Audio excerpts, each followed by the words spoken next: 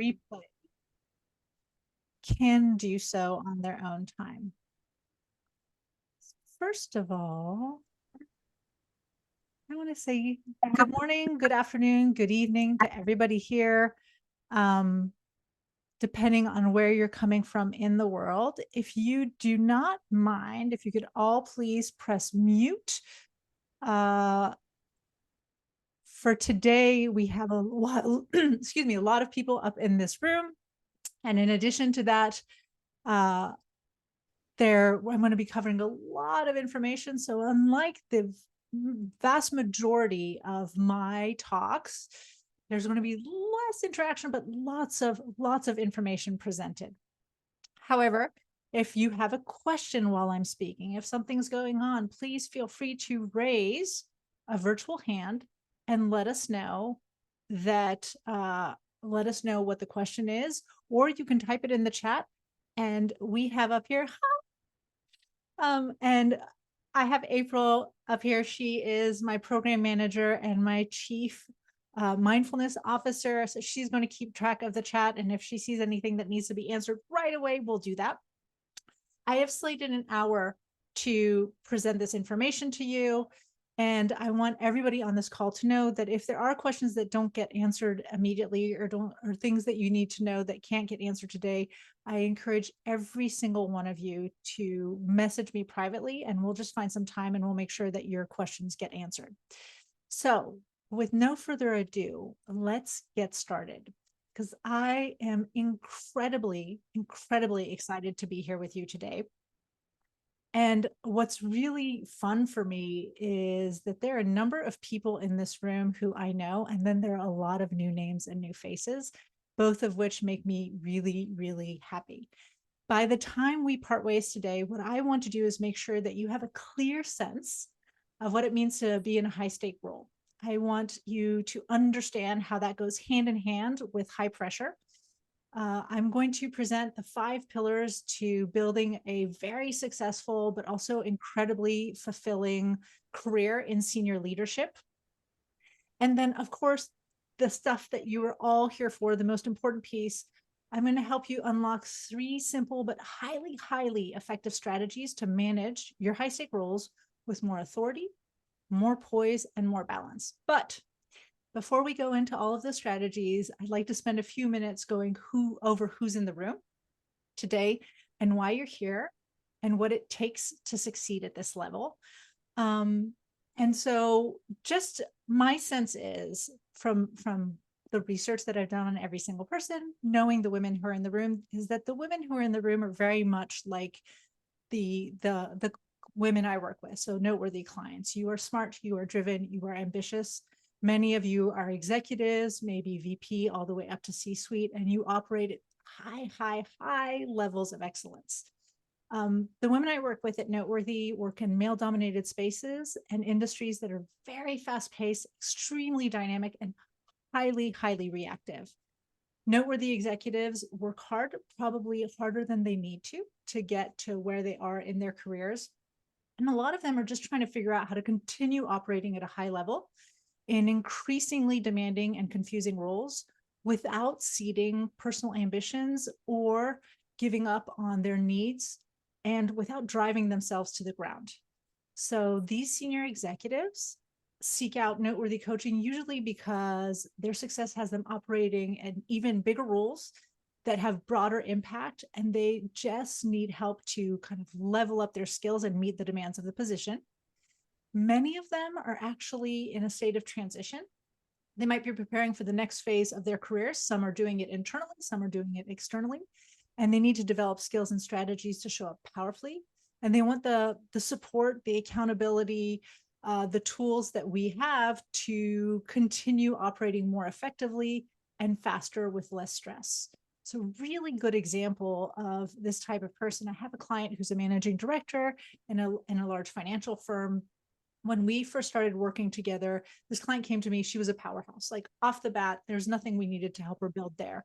And she and I at this point have been working nearly for 2 years together. But when she first came, she wanted to build clarity around her professional needs. She wanted to create a better definition of success. And she wanted to make sure that she established goals that were aligned with where she was at in her career, because her career was massively soaring and evolving very, very rapidly.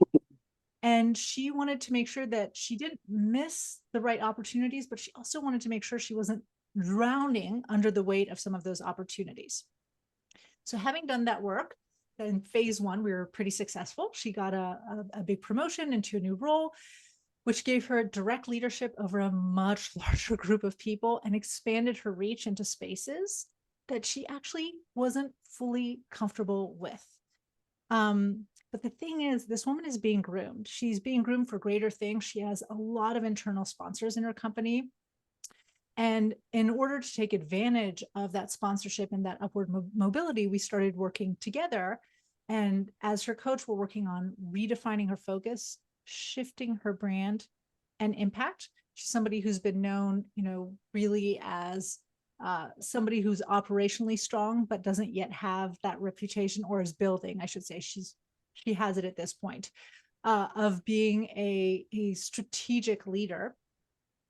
And the other piece is really owning her authority and her voice in a room of far, far more senior leaders than she is used to being around. So I share this with you because a lot of the strategies that I'm going to present to you today are the kind of strategies that we are using with her to help her level up and to help her not only manage, but actually master the stakes that she's faced with right now, and do it in a way where she's not entirely drowning, excuse me. Every client at Noteworthy, and presumably every single one of you in this room, is in a high stakes role, which means that you are also in a high pressure role. So this piece I want you to think about, like, what does it mean to be in a high stakes role? So a high stakes role is a role where you're high enough in the corporate ladder that your decisions, jumped ahead, that you're high enough in the corporate ladder that your decisions impact a very large group of people, and or your department functioning is so central to your company, its operations, that it feels like you just can't make a mistake. Or, and usually you're called upon to provide critical input for key decisions that affect how your company does business and how your industry operates. And in all cases, you are required to demonstrate both strategic focus and operational excellence. Or, as one leader put it here, who's here today in response to the emails, you're expected to act strategically and deliver tactically at the highest level all the time. I have another client who has been famous in her industry for being a trailblazer. I didn't know this until one of our other Noteworthy women said, "Oh, so-and-so just joined Noteworthy. She is legend." So it was fun to get that perspective on the back end. But she's known as a trailblazer because this is somebody who grew in her career very, very rapidly. And she has, at like 5'2", this massive presence in the room. She's somebody who historically has never worried about speaking her mind, about sharing her insights, and is incredible at driving growth. And she came to Noteworthy because her CEO recently handpicked her to become the chief growth officer for the whole organization. So this client is used to building successful companies. She's built 2 and sold both of them.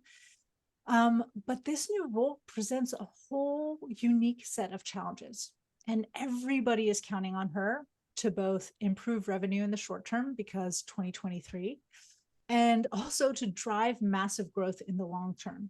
And despite her track record of excellence, what she realizes, she wanted to work with somebody who could help her articulate and stay steadfast on her priorities, anticipate moments of self-doubt and hesitancy, and also wanted somebody who could work with her to maintain all that confidence that she'd previously had in her career in this new role, continue building Poise, which she has in spades, and then needed a sounding board for all those big decisions. So again, like all high stakes leaders, and I'm assuming like every single one of you on this call, my client is expected to balance the company's objectives, her own roles, tasks, the needs of her team, and the expectation of all her leaders. And this is why high stake roles, despite conferring pride and a sense of purpose and competency, also tend to come with a huge amount of pressure and stress. One question that I asked all of you, and we have answered by a lot of our noteworthy executives too, is kind of what does it take to operate at the level you're operating at? And so to share some of your thoughts and to share also what I've heard in the background, it's sometimes you feel lost or anchorless as you're trying to navigate day-to-day roles and figure out what are the priorities and stay focused on those priorities when there's so many other demands coming in on the side. Uh, in high stake roles, there's this pressure to be present all the time, which is why when you're not working, most of you say that you are thinking about work the rest of the time, and many of you dreaming about it at night. It's not uncommon for noteworthy executives, and I'm going to assume for you too, to work 50 to 60 hours a week. And as I said, to have work on their mind when they're not in the office. And the thing is, to meet all these demands and these expectations, they have to give up a lot. So the most often what I hear is that high stakes leaders are giving up time with people that they love, but they're also giving up their own health. They're giving up building solid friendships that will last them their whole time. Many have to give up passions and interests in an effort to create balance in other areas. And several have talked about losing their sense of self, losing their authenticity. And the problem is, as you try to get everything done, nothing quite gets done the way you want it to. And so in your wake, there's this trail of like personal guilt and potential resentment from other people who want more, need more, expect more of you. And it's a more that you just don't have the space to give. So if this sounds like you, I'd like you to jump into the chat and just let me know with a yes, right? Do you, based on my definition of a high stakes role, do you operate in a high stakes role? Based on the cost and the high pressure space, are you also in a space where you can feel the pressure of the high stakes role? So jump in the chat, yes, if that's you. And here's the thing, if you just heard that description and for any reason it doesn't resonate with you, I want to tell you, you have my blessing to leave this meeting today because your time is so valuable and you should invest it in things that move the needle for you. But if this is you, if it does resonate, then let's talk a little bit more. And first, before we get into a few more details, I am curious about who's in the room. So we're going to start something called the chat waterfall. And I'm going to ask you to please please don't hit send, but in the chat, could you take a minute to just let us know, where in the world are you? Basically, what's your title, what's your role, at what level are you operating, in what general industry, and what's one reason you're here today? So I'm going to play a little bit of Beyonce in the background while you do this. And then when I say go, you'll hit enter, but don't hit enter yet. So all you're going to do is answer those questions in the chat. Don't press enter. When I say go, you'll press enter. We'll get everybody's answers, and then we'll take a few minutes to read everybody's answers without me speaking in the background. I was going to play Beyonce. Let's see if I can do that and do this at the same time.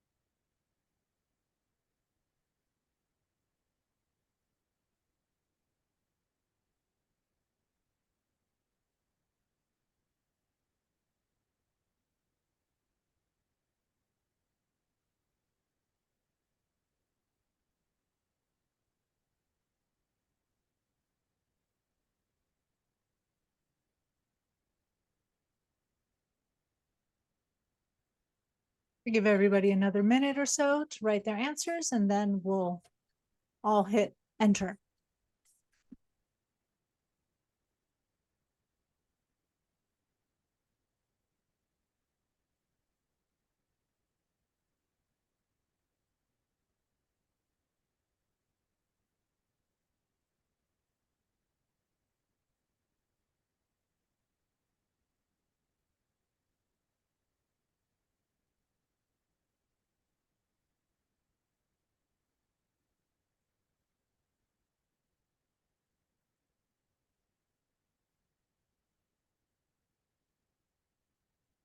Okay. Okay, so I apologize, but I can't figure out how to share the sound from my computer and share the video at the same time, and I didn't want to play around with it. So I'm the only one who got to hear Beyonce. Hope she was playing in your head. Was the Who Run the World Girls song.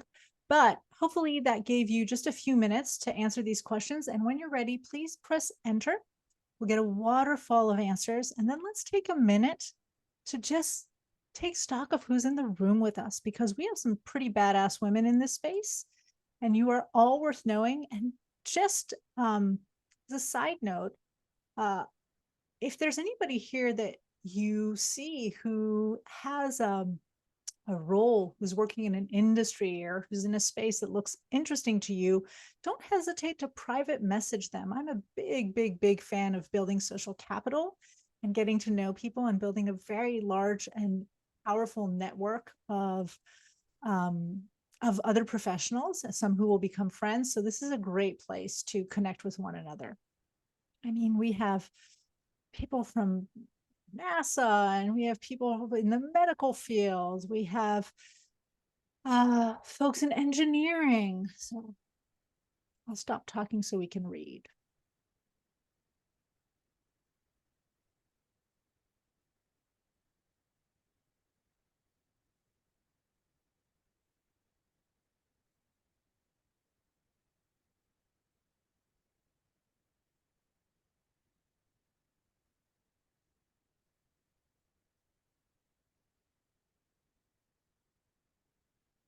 So now I'm curious, Tanya, are you in the UK? Are you in France, or are you in the UAE right now?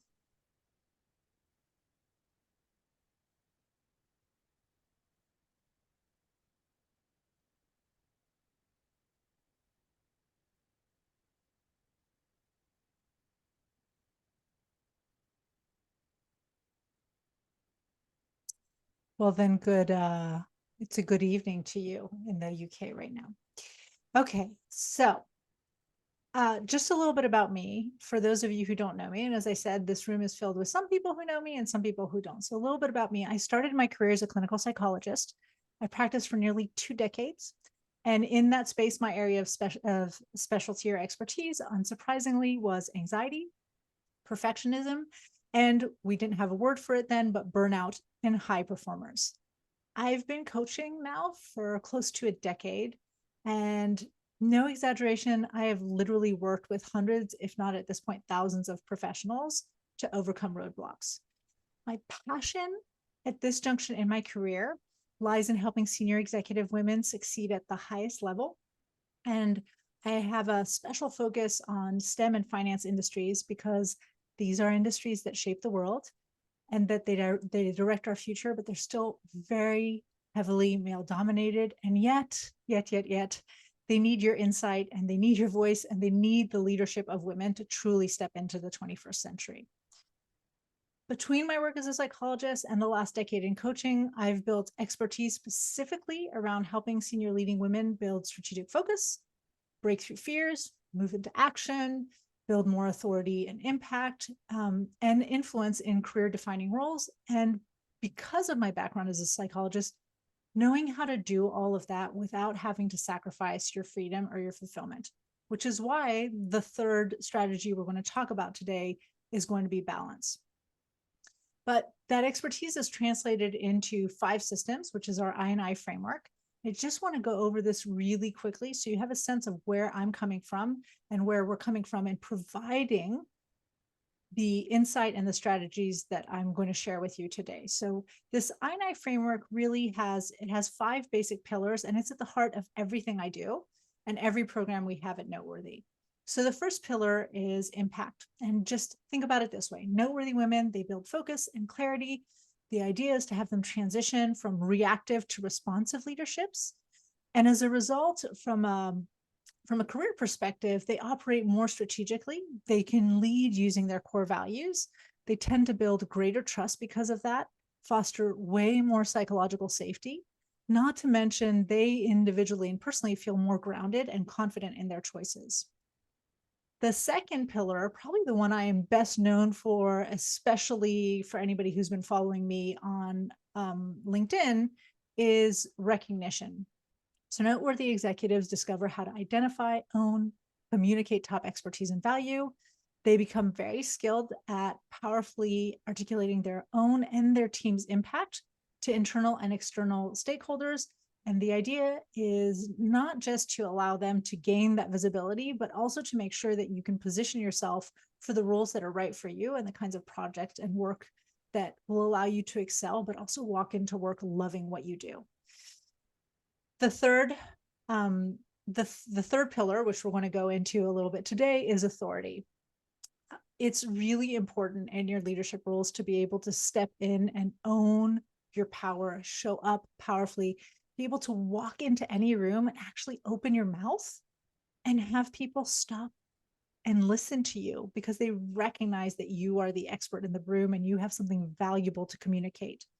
And so when we can get our executives to hone these essential skills, they can delegate more strategically, resolve critical conversations much more effectively, navigate all those difficult dynamics and politics of the workplace, and of course, do all of that with more poise. And again, what we see as the payoff oftentimes is they inspire way more loyalty in their team. So it makes dealing with everything so much easier. The fourth pillar is influence. This ties into what I was just talking about with regards to your social capital and connecting with each other. Noteworthy leaders learn how to build very strong networks of fans and sponsors.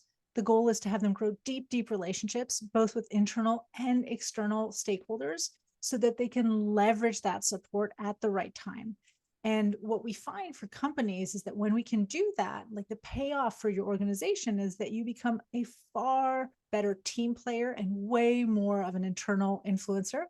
And you all know that the higher you go, your ability to influence, so to have conversations, to have people listen to you, to be able to coordinate things across teams becomes so important to your success. And last but not least, of course, is better managing stress and demands of high pressure roles. So the goal is to arm our clients with proven strategies to succeed without burning out and establish healthier work patterns and healthier life patterns.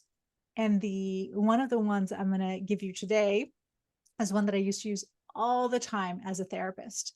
And I know a few people in this room who will recognize that when I share it.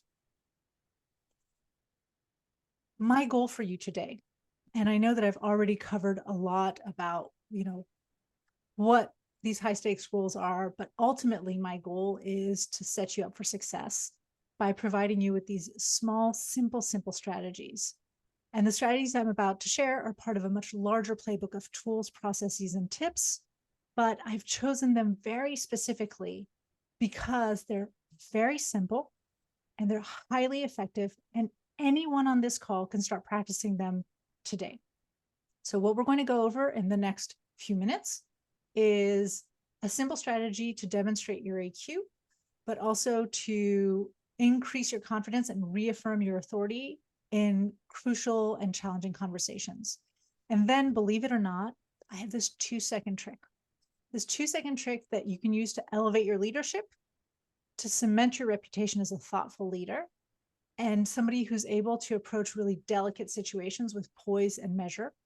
And then the last thing we'll talk about is how to start your day with increased mental wellness and impact and strategic focus. And again, you'll see it starts with one very simple change. And then I added a little bit of and your next step would be, because I want to make sure that you are fully prepared to be able to use these strategies and make them work for you. So before I get started, I'm looking at the chat, or feel free to unmute yourself. Does anybody have any questions so far? Before we move on. And if Lisa's got her thumbs up, she says we're good to go. So if you're good to go, can you throw a thumbs up emoji or a go in the chat, and that will let me know. I love all the thumbs up. Okay. Thank you, everyone. So the first thing I want to talk about is authority. It's really interesting. I used to use a lot of different words for this. Power was one of them before. Women don't like the word power. Actually, most people don't like the word power when we tie it to women. So we changed it to a word that really communicates a lot of the same notions, but in a way that feels less grabby. I think that's part of the reason. There are so many strategies and processes at Noteworthy that are centered around claiming your authority and showing up powerfully and owning your worth. So from getting you to edit out words such as like, which my kids use every other third word, or I think, or sorry, to encouraging you. And since you're not on camera, you can do this really easy. Like, watch your body posture right now, whether you're seated or standing. I'm at a standing desk. Are your shoulders slouched forward, or are they back? Are you standing completely straight? Like, what is your body posture doing? And what, if you were in front of other people, would that be communicating?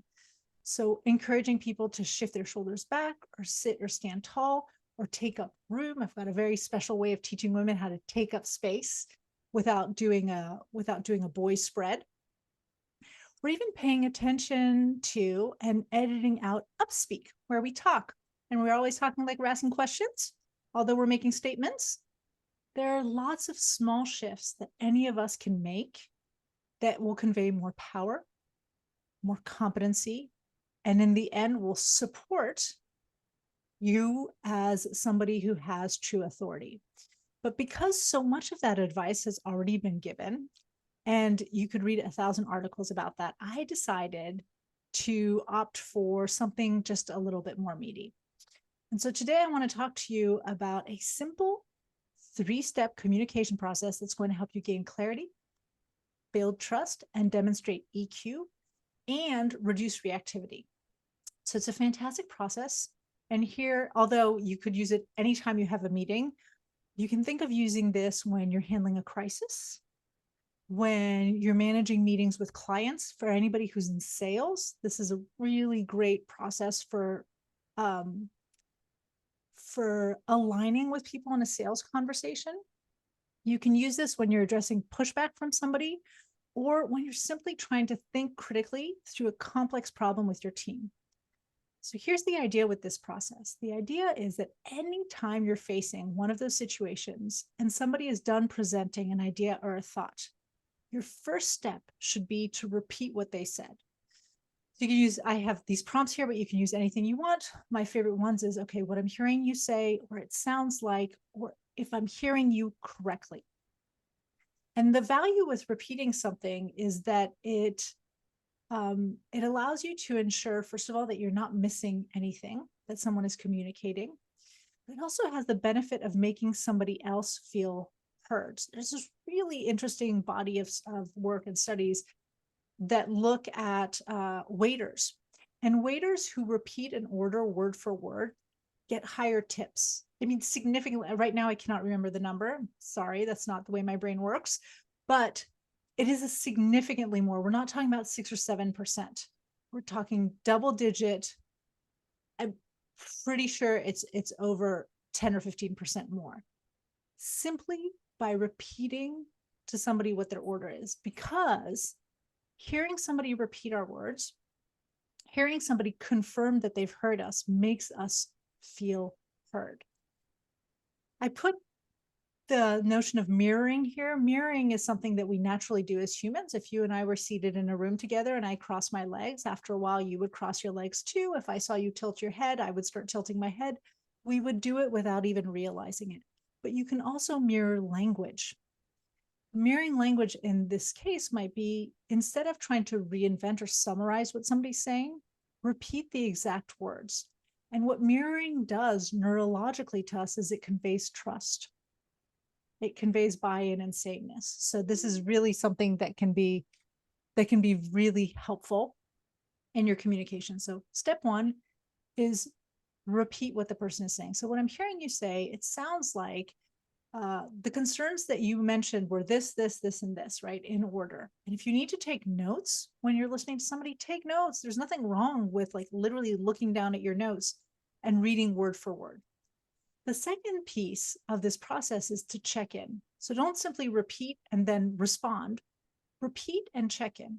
Checking in, demonstrates a desire to be an active and a considerate listener, which is a really powerful EQ skill. And good EQ is associated with good leadership, strong leadership. So at the very least, you're demonstrating it. Hopefully you're practicing it then. But this is also an opportunity for the person you're talking to add anything that they need to add to the conversation, to edit out pieces. And it's an opportunity for both of you to make sure you're on the same page. And only once you've responded, only once you've done those two things do you respond. And here's where the real power comes.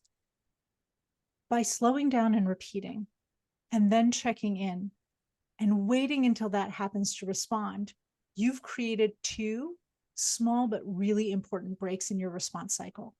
And by creating those breaks, you remove any potential for reactivity, and you give yourself the opportunity to show up with more certainty and more impact in your communication. So I have a client who is a senior leader in a big contracting company.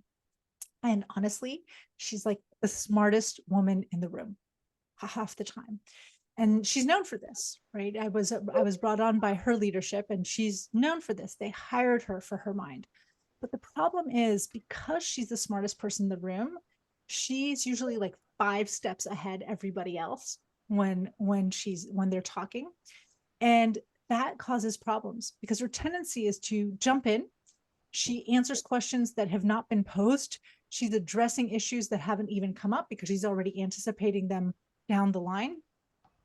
And that reactivity and that adding of too much information or correcting misgivings too fast actually really wasn't appreciated by other people on our team and would create a lot of friction, way more friction than was necessary.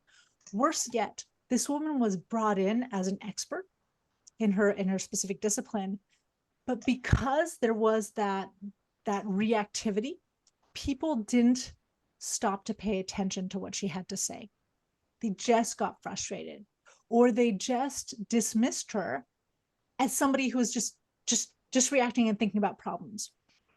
When really what was happening is she was just so ahead of the curve of where they were. So by practicing this skill set, and this is the process we use with her, she's given herself an opportunity to align with other folks in the meeting, right? By repeating what they're saying, she can ground herself and them in making sure that she is focusing on and addressing the right questions. She's able to clarify what the priorities are, and we're teaching her not to respond to what's going to happen 5 steps down the road, but to stay with the crowd where they're at initially. And she can start by addressing what they're bringing to the table. And having used this process, the feedback that we're getting from her leaders is that her communication is way up, her executive presence, so her authority in rooms is there, and like it or not, her likability is way up. And this is dramatic for her because she doesn't have to fight so much to be heard when she walks into a room. She's not getting automatically dismissed by people who are simply frustrated with her.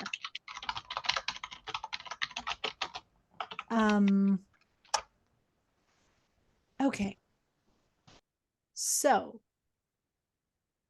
any questions about this process before I move on to the next one? No? Okay. Yeah, it's, can you hear me? Yeah. Hi, Yes, Stefania. hello. Yes, hi, thank you. I'm just wondering, this sounds fantastic. I'm just wondering, Yeah, maybe a bit of a stupid question, but No stupid questions. if you are in a meeting and you want to practice this, or you want to basically integrate that in your communication process, how can you just use it more than once within the meeting, or will it sound like pedantic if you continue if you use it more than a couple of times? You You can see what do I'm it more, you can do it more than once. So at Noteworthy, we have one of our former clients is actually now our head of business partnership, of corporate partnership, which means that she and I sit on meetings that we have with potential corporate clients who want to bring us in for trainings or to do coaching programs with a large group of people. I try to be as quiet as possible, which anybody who knows me knows that that's very difficult for me um, in those meetings, but I watch her repeat this again and again. Whereas I will be very transparent. My tendency in the past has always been to, when somebody brings up a question, to want to answer that question immediately. She does this again and again. So she's like, so what I'm hearing you say is, and she'll repeat, what sounds to me like the number one concern you have is, and it is beautiful to watch. Like it's a reminder to practice what I preach more consistently. So okay. I definitely, I've seen it at play. I've seen it done repeatedly. I've never seen somebody get exasperated with it. And you'll learn to be quicker and quicker because as you do this more, you're also paying attention to for what you're listening to and what you need to repeat back to the person. It might not be everything they say. Yeah. Okay. Thank you. That is a good question. There are no stupid questions. You all are all too intelligent, too advanced, too curious in this room to ask a stupid question. So don't worry. So I do have one other question on the mirroring. yes, Priya, Could you please go back to the I previous? can. Let me find it. Here we go. And when we say it sounds like we are adding our own interpretation of what is being discussed, and would that still be mirroring and without having to come across as conflict? It doesn't have to be different. So let's say it sounds like what you're asking is if we use that very specific sentence stem, it sounds like, are we still going to be doing mirroring? Mm-hmm. Right. So I'm just trying to give different stems to start, but you can go back to the same thing. If I'm talking to somebody in my team who's saying, I don't see how this project is supposed to work. There's no way this is going to go through. I know you think that I could go. It sounds like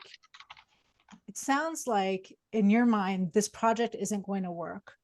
You're pretty adamant about that. There's no way it's going to work because you feel that da, da, da, da, da, da, da, da, da. So I go back and I am repeating those same things, Mm-hmm. but these are just different stems. If I love that, if I'm hearing you correctly, what I'm hearing you say, again, all of them work. These are just suggestions. Got it. Thank you.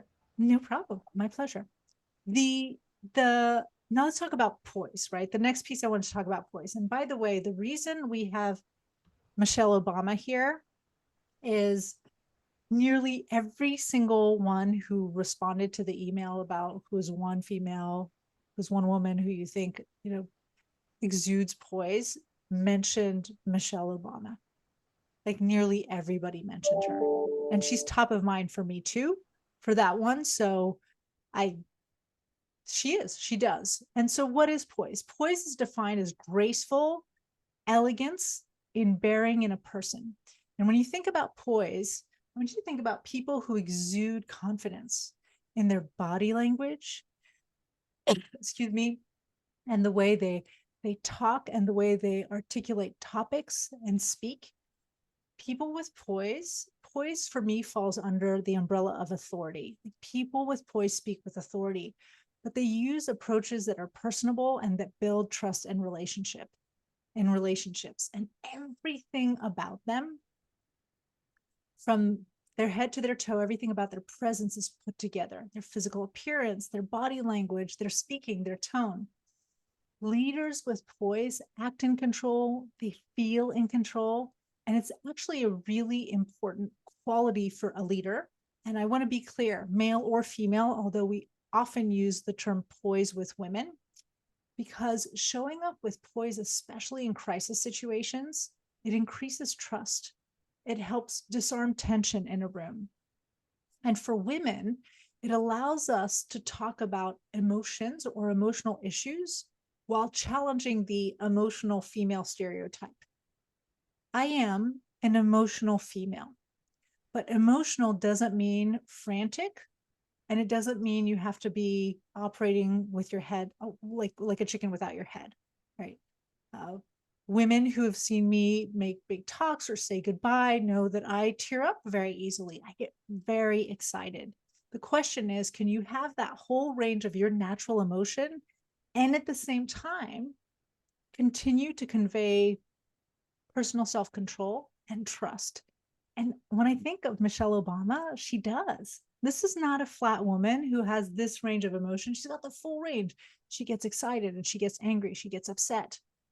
She's always walking in with that sense of grace and elegance, not necessarily in how she dresses, although she is definitely elegantly dressed, but in her presence.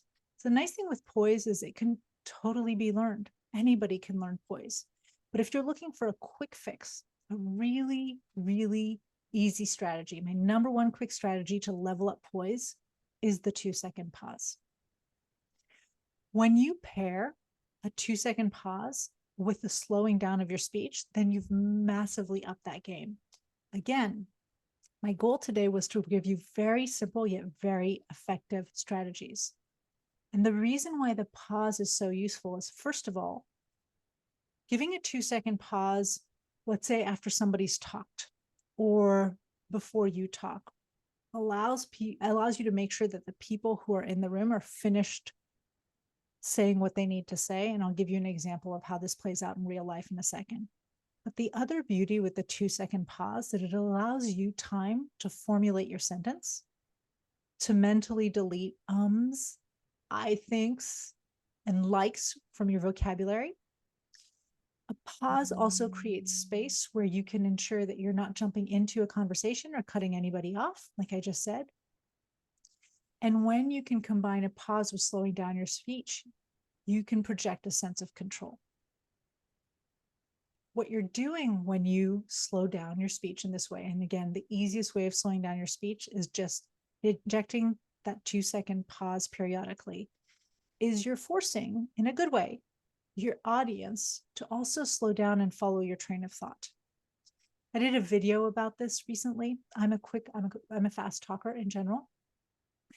And I want to be clear, when I say slow down your speech, I don't mean talk like this, because you're going to put people to sleep. But it is this idea of being measured.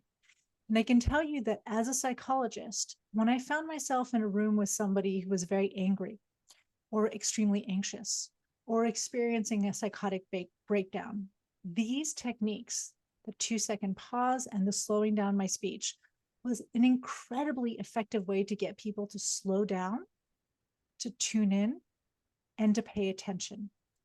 And again, it's something that we associate with strong leadership. You can think about the really great, like the kind of leaders you admire, who might have powerful language, but they're not speaking fast. They're not going really fast. They talk slowly. They weigh their words.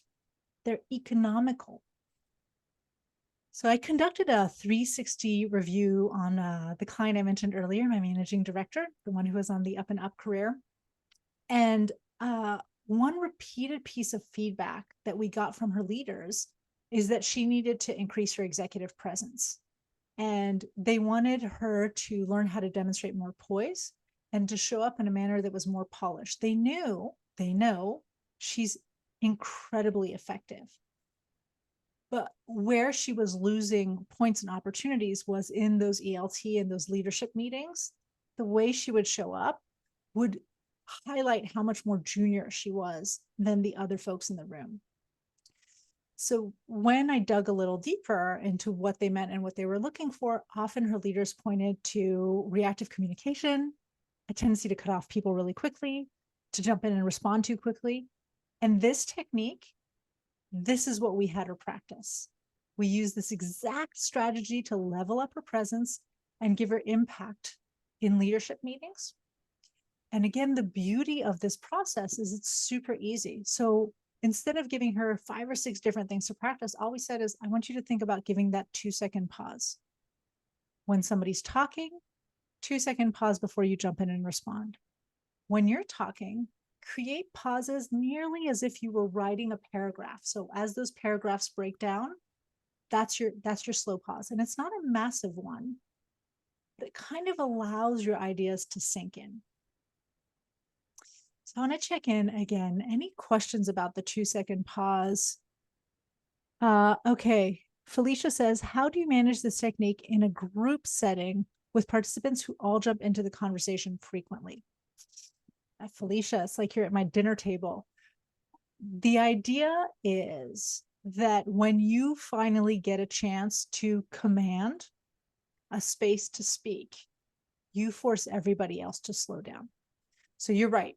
If you're in a really, really dynamic conversation with everybody jumping in, you're going to have to at some point, probably, if you're lucky, especially as a woman, interrupt somebody and stake your claim to speak. The idea is once that claim is staked, once that stake is claimed, that's when you slow down. So I might be in a meeting full of people and suddenly go, hold on, I've got something I want to add. And if the room happens to be silent, I might introduce my 2-second pause there. Hold on, I've got something I want to add. So what I'm hearing Jack, da-da, and so on say is this. Is that correct? Right? And there are my 2-second pauses. And as I slow down my voice, one of the things you'll see, and again, this is why this was so effective in therapy, is the whole room calms down. That energy that can be frantic as opposed to useful brainstorming, that energy calms down. So Felicia, does that answer your question satisfactorily, or do you have a follow-up? No, I think that's good. Okay. I am really happy that you all are asking questions and wanting to follow through on this. Please do not hesitate to do that. If you're sitting here and you hear this and you go, that won't work for me, let's talk about it. Maybe you're right. Just because a technique works for some people doesn't mean it works for everybody. And I'm always happy to try to brainstorm with you and figure out how we make something work, especially when it's something this simple. Okay, third strategy. Again, we've gone over this a bunch of times. I have a background in clinical psychology, so it's very useful with the women I work with because you're high powered, the stress is high, the environments are very stressful. I work with a lot of perfectionists, and we're often dancing with burnout. Hopefully not getting there, but there are definitely periods. Right now, I have a few of my clients who, just because of the number of meetings, the fiscal, this last quarter of this current fiscal year coming up, there's just so much pressure. So we're always looking at, can you recognize when burnout is on the cusp of happening? And what can we do about it to make sure you don't end up burnt out? Because then we have to come back from that. It takes a lot of energy. And a lot of the strategies that I teach at Noteworthy actually come from my career and my background as a clinical psychologist. And I'm not going to share all of them with you, but the very first strategy that I use with my highly anxious, high performance was to change their morning routine. And so this, what I'm going to share in a second, is a simple 2-step suggestion. And I am not exaggerating when I tell you that I have some clients who would come back and I would look like a miracle worker, right? Simply by changing this. So if somebody comes into my office extremely anxious, I say, I want you to practice this. And in practicing this, within 2 weeks, they come back and they're like, I feel so much better. The trick is not the technique I'm going to teach you. The trick is choosing to actually practice that technique. So here's what I want you to do. And this is going to sound ridiculously simple, but I want you to practice waking up the right way. And very specifically, buy an alarm clock. Stop using your phones or your tablets or even, Alexa, Siri, Sonos, any of those things to wake you up. I don't care if your alarm clock is analog or digital, but buy a dedicated alarm clock. Because when you use a device like this, oh, I love the sunlight alarm, Dr. Charlie.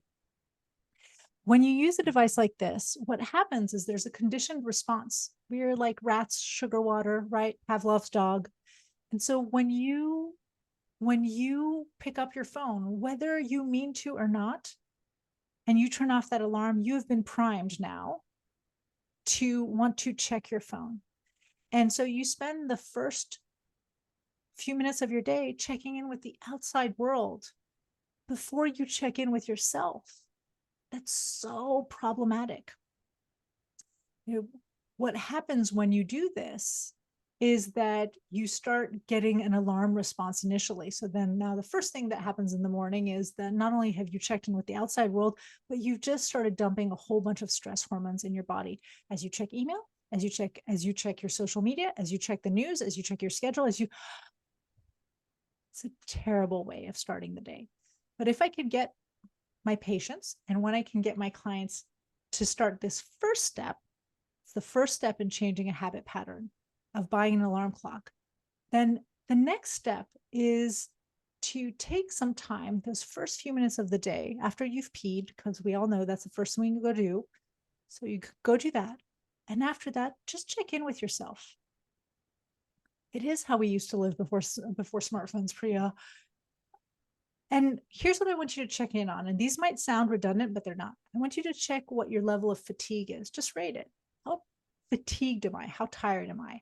Which is different from what's my energy like. Because I might wake up in the morning and go, well, I'm tired because this morning I woke up at 5:30 to go to the gym, but my energy's fine. This morning, that was not the case. I was tired and in a terrible mood. I don't know why, but I just was. Probably because I woke up at 3:45 first.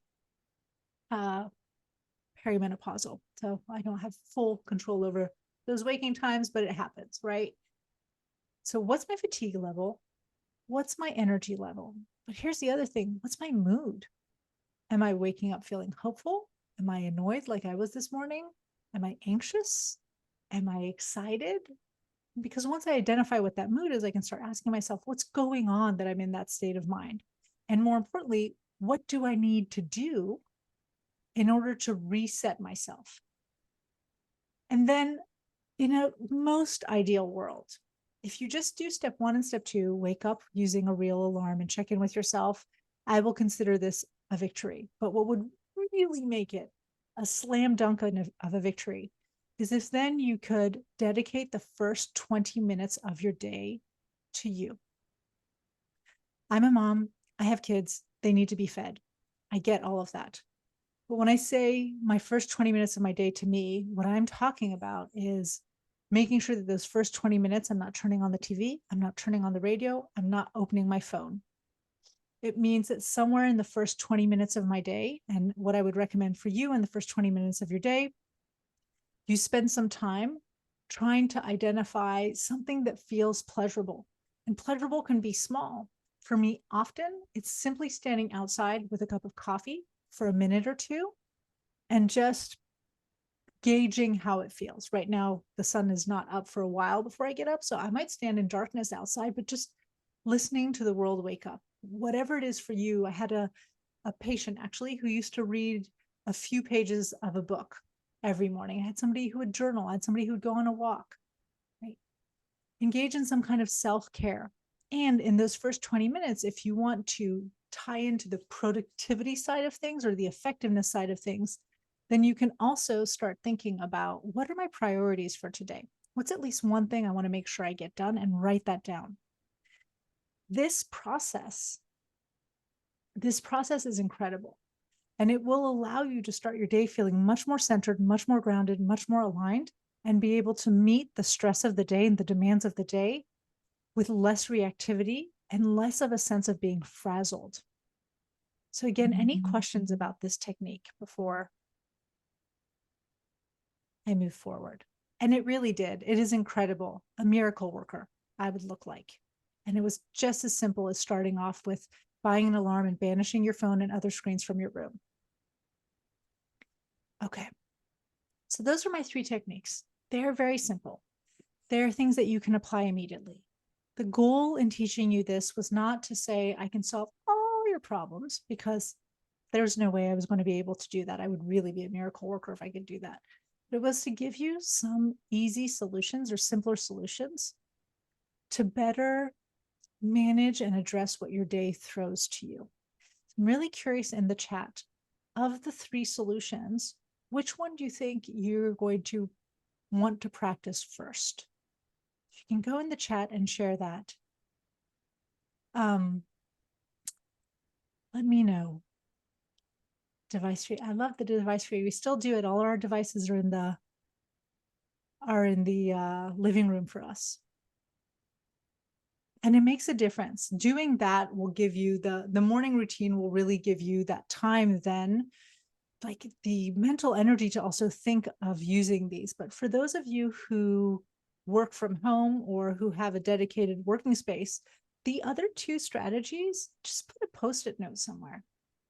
Put a Post-it note, 2-second pause, put a Post-it note, repeat check-in, right? That's all you need to write, just enough to cue yourself to that strategy. So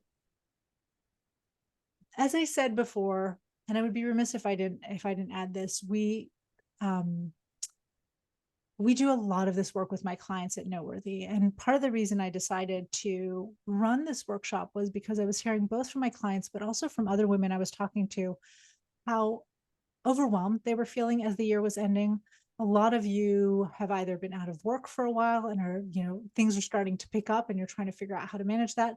Many of you have stayed working in teams that are so like minimal, and you're taking on so much more. We had one of our clients today actually whose boss quit, and her boss's boss asked her to step into her place. My client is 5 months pregnant. She's about to leave on pregnancy leave, right? But she's being asked to pick up the slack immediately, right? And so if you are in that situation and you're in a position where you're ready to get help, you're ready to get support, both from a coaching perspective, and we have a whole community of women who really support each other and services, I want to let you know that we are accepting new clients at Noteworthy through the end of the year. Actually, we have a few people who are coming on specifically because as the holidays come, they want to use kind of that time where things slow down at work, although things ramp up at home, to focus more on themselves. And that right now we want to reward action takers. So we're giving a $1,500 stipend to the first 5 women who join Noteworthy within the next 2 weeks. So by October 18th.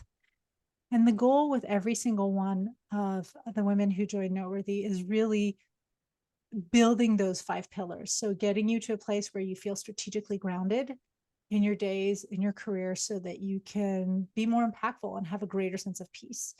It's about making sure that you get buy-in and you can unlock the kind of work you want to do, so that you're a powerhouse, but you also love going into work instead of being known for things that you don't enjoy doing.